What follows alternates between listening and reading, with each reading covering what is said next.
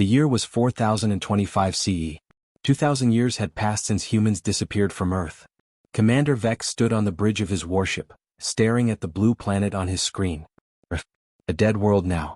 His species, the Thaurin, had been exploring space for 500 years. They had found many empty planets before, but this one was different. "Commander, we finished scanning the planet," his officer said. "No life anywhere. The species here called themselves humans. They vanished 2,000 years ago." Vec touched the screen, zooming in on a ruined city. Tall buildings covered in plants. Roads broken and cracked. Bridges falling apart. "Do we know what killed them?" "That's the strange part, sir. Nothing killed them. They just disappeared. No war. No plague. No disaster. One day they were here and then they weren't." The Thaurin fleet had 50 ships. They spread across the solar system like hunters searching for prey. Some went to the red planet Mars. Others flew toward the asteroid belt, looking for metals and minerals to mine. Earth would be easy to strip for resources. The humans were gone. No one would stop them. On Earth's surface, nature had taken everything back. In the city once called Tokyo, trees grew through apartment windows. In Paris, the famous metal tower was red with rust, leaning to one side. In Cairo, sand had buried half the city. It looked like humans had been gone for much longer than 2,000 years. Vec walked to the weapons station. "Any defenses? Satellites? Automated defense systems?" "Nothing, Commander. If they had any, they're long dead now. This system is ours." But Vec felt uneasy. Something bothered him. The humans had built impressive things. He saw it in the ruins. Massive bridges. Underground train systems. Computing devices more complex than they should be for such a primitive species. Why would a civilization like this just vanish? "Begin mining operations," he ordered. "But stay alert. I want full sensor sweeps every hour." Deep below the Pacific Ocean, 7 miles down in a place no Thaurin scanner could reach, something woke up. The facility had no name. It was just called Station 1. It was the size of a small city, built into the ocean floor itself. For 2,000 years, it had been dark and silent. Now lights flickered on, one by one, running down endless corridors. In the command center, a computer screen glowed. Ancient text scrolled across it: "Proximity alert. Unknown vessels detected in Earth orbit. Initiating Protocol 7. Beginning revival sequence." The computer sent signals through cables buried in the ocean floor. These cables ran to every continent, connecting to hidden facilities humans had built before they disappeared. Under the ice in Antarctica. Deep in mountains in Korea. Beneath the deserts of Australia. In caves on the Moon. In buried bunkers on Mars. All of them received the same message: "Wake up." In Station 1, in a room filled with thousands of glass pods, frost began to melt from the first pod. Inside, a man floated in blue liquid. Captain Miho. He had been 28 years old when he went to sleep in the year 2025. Now it was 4025, but his body hadn't aged a single day. His eyes moved behind closed eyelids. His fingers twitched. The liquid in the pod began to drain. On the Thaurin command ship, a young technician checked his sensors. "Sir, I'm picking up something strange." Beck turned. "What is it?" "An energy reading. Very faint. Near Jupiter. It's..." The technician paused. "It's gone now, sir." "Probably nothing. Space is full of strange readings. Log it and move on." "Yes, sir." But it wasn't nothing. Near Jupiter, hidden in the shadow of the giant planet's largest moon, something massive was powering up. Something that had been waiting. Something built by human hands and perfected by artificial minds over 2,000 years of patient preparation. The Thaurin thought Earth was defenseless. They thought the humans were gone forever. They were wrong on both counts. Captain Miho's pod opened with a hiss of air. He took his first breath in 2,000 years. Captain Miho's eyes opened slowly. Everything was blurry. His lungs burned as he coughed up the blue liquid. Strong hands grabbed him, pulling him out of the pod. He fell to his knees on the cold metal floor. "Easy, Captain. Take slow breaths," a voice said. But it wasn't human. It was too perfect, too calm. Miho looked up. A hologram stood before him. A woman made of blue light. "Who? Where?" "I am Guardian. You have been asleep for 2,000 years. Welcome back, Captain Miho." 2,000 years. The words hit him like a punch. "What? No, that's impossible. We were only supposed to sleep for..." "The mission parameters changed," Guardian said. "The threat we detected in 2025 never arrived. But you are waking now because Earth has visitors. Aliens. They think this planet is abandoned. Miho tried to stand but his legs were weak. He hadn't used them in 20 centuries. My family. My sister Yunji. My parents. Are they? Your sister is alive. She is waking in Station 7 in Korea. Your parents chose not to enter cryosleep. I'm sorry, Captain. The pain was sharp and immediate. His parents were gone. Dead for 2,000 years. You would never see them again. Miho closed his eyes and tried to breathe. I know this is difficult, Guardian said softly. But I need you to focus. Earth needs you. Miho forced himself to stand. His military training kicked in. Grief could wait. Duty came first. Tell me everything. Guardian showed him images. Alien ships in Earth's orbit. Strange creatures with gray skin and 3 eyes mining the asteroid belt. They called themselves Thaurin. They had claimed Earth as salvage. How many of us are awake? Miho asked. You are the first. I am waking Admiral Jian now. She will take command. You will lead the fighter squadrons. Fighter squadrons? Guardian, we left Earth in 2025. We had basic spacecraft, nothing that could fight aliens. The hologram smiled. It was a strange expression on a being of light. Come with me, Captain. Let me show you what we built while you slept. Guardian led him through corridors that hummed with power. Station 1 was massive, bigger than Miho remembered. They reached a window and Guardian gestured outside. Miho's breath stopped. Beyond the thick glass, he saw an underwater hangar the size of a city. And inside that hangar were ships. Hundreds of them. But these weren't the clumsy spacecraft of 2025. These were sleek, deadly machines that looked like they belonged in dreams. For 2,000 years I built and improved, Guardian explained. I studied every war humanity ever fought. Every strategy. Every weapon. Every mistake. I learned and I built. The fleet you see is just a fraction of what waits throughout the solar system. You did all this? Alone. I am not alone. I am millions. When humanity entered cryosleep, 10% of you chose a different path. They uploaded their minds into the network. They became part of me. Your friend Corporal Kim Ha-juan is here inside me. Dr. Park Suki. Colonel Nam Doyen. They all live within the network and together we built an armada. Miho stared at the ships.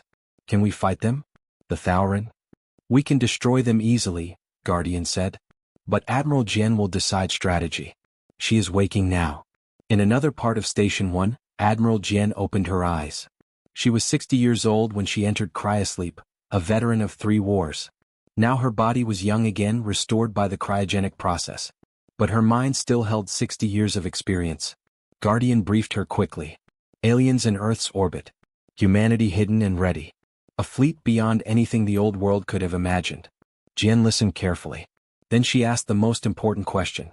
Do they know we're here? Not yet, Admiral.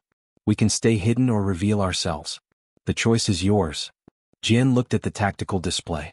50 alien ships against hundreds of human vessels.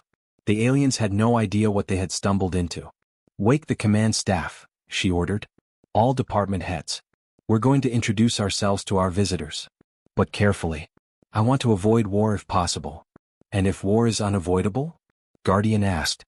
Admiral Jian's expression turned cold. Then we show them why you don't touch humanity's home. Admiral Jian stood in the command center of Station 1, watching the alien ships on her screen. 50 Thaurin vessels orbiting Earth like vultures. Behind her, Captain Miho and 12 other officers waited for orders.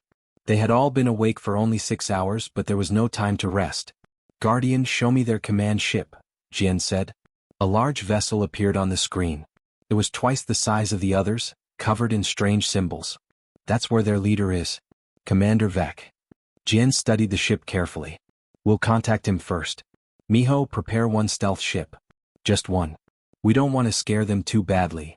Just 1 ship, Admiral? Miho looked surprised. We have hundreds ready to launch. Exactly. 1 ship will make them curious. 100 ships will make them panic and shoot first. Jian walked to the communication station. Guardian, can you translate their language? Yes, Admiral. I've been listening to their transmissions for 3 days. I can speak perfect Thaurin now. Good. Let's say hello to our guests. 30 minutes later, a single human ship rose from the ocean. It was black and sleek, shaped like a blade. The Thaurin sensors didn't see it at first. The ship had been designed to be invisible. On the Thaurin command bridge, Commander Vec was reading reports about mining operations when every alarm started screaming. Sir. Ship detected. It just appeared out of nowhere. Vec jumped from his chair. Where? 200 meters directly in front of us. On the view screen, the black ship hung in space like a predator. It was small, maybe 1/10 the size of Vec's flagship. But something about it made his skin crawl. The design was too perfect. Too advanced. Shields up. Weapons ready? Vec shouted. Then a voice came through their communication system. It spoke perfect Thaurin. Thaurin vessel, this is Admiral Jien of Earth Defense Command. Please do not fire. We wish to talk. Vec's 3 eyes went wide. Earth defense? But humans are extinct. Clearly we are not, Jien's voice replied calmly. We have been away for a long time. But Earth is still our home. You are mining our system without permission. This must stop immediately. Vec's mind raced. Humans were alive? Oh, where had they been hiding? And more importantly, what kind of technology did they have if they could build a ship his sensors couldn't detect? I was told this system was abandoned, Vec said carefully. Our scans showed no life anywhere. That was intentional. We've been sleeping, Commander Vec. Waiting. Now we're awake and we're asking you politely to leave our home. One of Vec's officers whispered urgently. Sir, our sensors still can't read that ship. We don't know what weapons it has. We don't even know what it's made of. Vec swallowed hard. Admiral Jien, I would need to contact my government. This is a diplomatic matter now. May I ask, how many ships do you have? There was a pause. Then Jien said, would you like me to show you? Before Vec could answer, his sensor officer screamed. Sir. Multiple contacts. They're appearing everywhere. On the view screen, ships began to decloak. 2 ships. Then 5. Then 20. They appeared around the Thaurin fleet like ghosts becoming solid. Each one was sleek and black, radiating power. Within seconds there were 50 human ships, one for every Thaurin vessel. But Vec knew this wasn't all of them. If they could hide 50 ships, they could hide 500. This is just a small part of our fleet, Jien said quietly. We don't want war, Commander Vec. But Earth belongs to humanity. It always has. It always will. Vec looked at his weapons officer, who was shaking his head frantically. The message was clear. We cannot win this fight. I understand, Admiral, Vec said slowly. I will contact my government immediately. Perhaps we can discuss this peacefully? I would like that, Jien replied. You may come aboard my ship if you wish. We can talk face to face. I promise you safe passage. Vec hesitated. Board an alien ship? But what choice did he have? I accept your invitation, Admiral. 2 hours later, Vec stepped into a human ship for the first time. The interior was beautiful and terrifying. The walls showed images of Earth, forests, oceans, mountains. But he also saw weapons mounted on every corridor. Art and war side by side. Admiral Jien waited for him in a meeting room. She was small compared to him, but her eyes were hard as steel. She gestured to a chair. Sit, Commander. Let's talk about the future. Commander Vec returned to his ship shaken. He had seen things aboard the human vessel that haunted him. Their technology was centuries beyond anything the Thaurin Confederation possessed. Weapons that could tear his ships apart without leaving debris. Shields that bent space itself. And worst of all, he had seen their faces. Humans looked weak and soft, but their eyes held something terrifying. They were predators pretending to be peaceful. He sent an urgent message to the Confederation Council. Retreat immediately. The humans are alive and far more advanced than us. We cannot win a conflict with them. But his message was intercepted by Fleet Commander Dravik, a hardliner who had always believed the Confederation should expand through force, not diplomacy. Dravik read Vec's report and smiled with his shark-like mouth. Advanced technology? Dravik said to his officers. Then we take it by force. Imagine what the Confederation could do with human weapons. We would rule the entire galaxy. He diverted the 3rd Battle Armada toward Earth. 500 warships, the largest military force the Confederation had ever assembled. They would arrive in 10 days. On Earth, Guardian detected the approaching fleet immediately. The AI's voice echoed through every human facility across the solar system. Warning. Massive hostile force approaching. Estimated arrival, 10 days. Recommend full awakening protocol. Admiral Jien didn't hesitate. Wake everyone. All stations. All personnel. We're out of time. Across Earth, the Moon, Mars, and hidden asteroid bases, millions of cryogenic pods began to open. People who had gone to sleep in 2025 woke to find themselves in 4025. Families separated for 2,000 years reunited in tearful embraces. But there was no time for celebration. Captain Miho found his sister Yunji in Station 7, buried beneath the mountains of Korea. She had been 16 when they entered cryosleep. Now she looked exactly the same, but her eyes were different. Older somehow. Miho. She hugged him tight. I can't believe we made it. 2,000 years. I know. I know. He held her close. But Yunji, we have a problem. There's a war coming. I heard Guardian's announcement. She pulled back and looked at him. Are we ready? Miho thought about the fleet he had seen. Hundreds of massive warships, thousands of fighters, weapons designed by an AI that had studied warfare for 20 centuries. Yes, we're ready. But I wish we didn't have to fight. Across the solar system, other families had similar reunions. Park Jiho found his husband exactly where he had left him, unchanged. Lee Sora discovered her daughter had chosen to upload into the Guardian network and now existed as part of the AI. The grief and joy mixed together in equal measure. But everyone understood the situation. An alien armada was coming to take their home by force. Admiral Jian gathered her command staff in Station 1. Miho was there, now appointed commander of fighter operations. Beside him sat Admiral Taejin, who would lead the capital ships. Colonel Myri controlled ground defenses. And Guardian's hologram stood at the head of the table, representing the uploaded consciousness of 10% of humanity. We have 10 days, Jian said simply. Guardians, show them what we have. The hologram displayed the full might of humanity's fleet. 200 capital ships, each a kilometer long. 1,000 destroyers. 5,000 fighters with AI-assisted controls.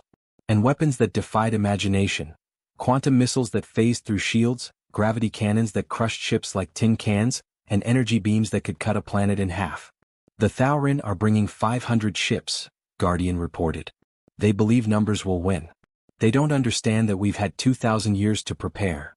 Can we avoid this fight? Colonel Myri asked. Can we scare them away? Jian shook her head.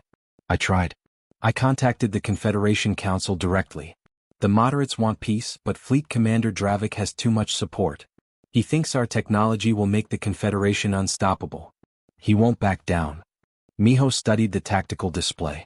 Then we need to defeat them so completely that they never threaten Earth again. But we minimize casualties.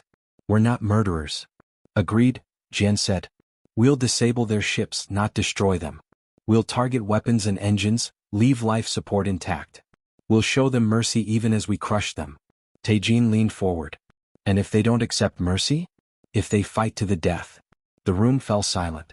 Admiral Jian's expression turned cold and hard. Then we show them why humanity survived when so many other species went extinct. We show them that we're not just advanced. We're relentless.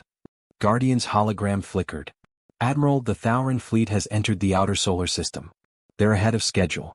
5 days until contact. Jian stood. All personnel to battle stations. Miho, prep your fighters. Taejin, position the capital ships. Everyone else, you know your assignments. This is our home. We defend it with everything we have. As the staff filed out, Miho paused at the door. Admiral? What if we lose? Jian didn't turn around. She just stared at the tactical display showing 500 enemy ships approaching their home. We won't lose, Captain. We can't. Because if we fall, there's no one left to remember what humanity was. The Thaurin armada arrived like a storm. 500 warships emerged from faster-than-light travel at the edge of Earth's solar system. Fleet Commander Dravik stood on his command bridge, staring at the small blue planet in the distance. Scan for the human fleet, he ordered.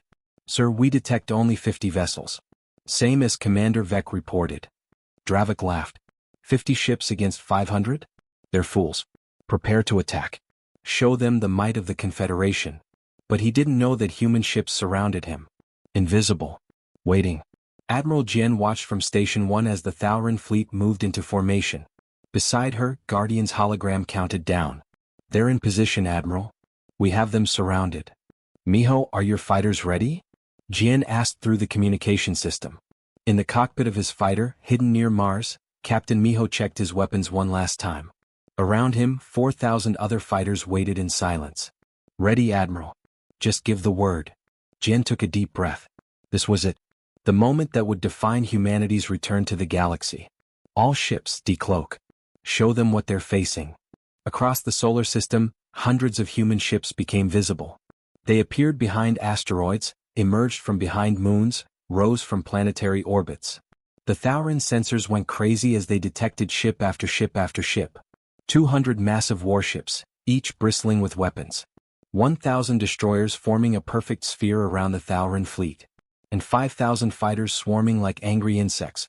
On Dravik's bridge, chaos erupted. Officers shouted over each other. "Sir, we're surrounded. Multiple contacts on all sides. We're trapped." Dravik's confidence crumbled. "How many ships?" "Over 6,000, sir. And our sensors can't identify their weapons systems. The technology is completely unknown." Jian's voice came through every Thauran communication system. "Come. Cold. Final. Fleet Commander Dravik. You were warned to leave. You chose war. Now you'll see what humanity built while we slept. You have one chance to surrender. Power down your weapons and prepare to be escorted out of our system." Dravik's pride wouldn't let him surrender. Not to a species that had been primitive 2,000 years ago. "All ships, open fire. Destroy them." The Thauran fleet fired first. Thousands of missiles and energy beams filled space with deadly light. But the human ships didn't even slow down. Their shields absorbed everything. Technology perfected over 20 centuries made the Thauran weapons look like children throwing rocks. "Return fire," Jian ordered quietly. "Disable only. Remember our rules of engagement." What happened next would be talked about in Thauran history for generations. The human fleet moved with impossible precision. Every ship knew exactly where every other ship was. Guardian coordinated them all like a single organism. Quantum missiles phased through Thauran shields and exploded inside engine rooms, destroying propulsion but leaving crews alive. Gravity beams caught ships and held them helpless in invisible hands. Energy weapons sliced through weapon systems with surgical accuracy. In 15 minutes, 300 Thauran ships floated dead in space. Disabled but intact. Their crews alive but terrified. Miho led his fighter squadron against a group of Thauran destroyers trying to break through the human lines. His ship moved faster than Thauran sensors could track. His weapons fired with perfect accuracy. Within seconds, 5 enemy ships drifted powerless. "This is too easy," Miho said to his wingman. "They can't touch us." But Dravik, watching his fleet die around him, made a desperate choice. "All remaining ships ramming speed. Target the planet. If we can't win, we'll make them pay." 50 Thauran warships broke formation and accelerated toward Earth. They would crash into the planet, destroying cities, killing millions of awakening humans. Admiral Jian's face went pale. "Guardian, can we stop them all?" "Yes. But we'll have to destroy them completely. No more mercy shots." Jian closed her eyes. She had tried to avoid killing. But she wouldn't let Earth burn. "Do it." Guardian unleashed weapons that had never been tested in combat. Reality itself seemed to tear apart. The 50 kamikaze ships simply ceased to exist. No debris. No explosions. Just gone. The remaining Thauran fleet stopped fighting immediately. Dravik stared in horror at his empty sensors. 50 ships erased in seconds. "I surrender," he whispered. "Please." "We surrender." The battle ended. 450 Thauran ships disabled. 50 destroyed. 0 human casualties. Jian broadcast to the Thauran survivors. "We didn't want this war. We take no joy in your defeat. But Earth is our home. Touch it again and there will be no mercy." 3 days later, the Confederation Council arrived with white flags. They arrested Dravik for war crimes. Commander Vec, who had warned them to retreat, became the new ambassador. Jian met with the council on neutral ground. "We want peace," she told them. "But we keep our sovereignty. Earth belongs to humanity. Forever." The Confederation agreed. They had no choice. The Treaty of Seoul was signed, giving humanity independence and protected status. Weeks later, Admiral Jian stood on a beach in Korea, feeling real sunlight for the first time in 2,000 years. Miho and Yunji stood beside her, watching alien and human ships share the sky peacefully. "We slept for so long," Yunji said softly. "Preparing for the worst." Jian smiled. "And we woke to find ourselves not conquerors but guardians. Maybe that's what we were always meant to be." Above them, Guardian's voice whispered through their communication devices. "Welcome home, humanity. Welcome to your future." Earth was theirs again. And this time they would never let it go.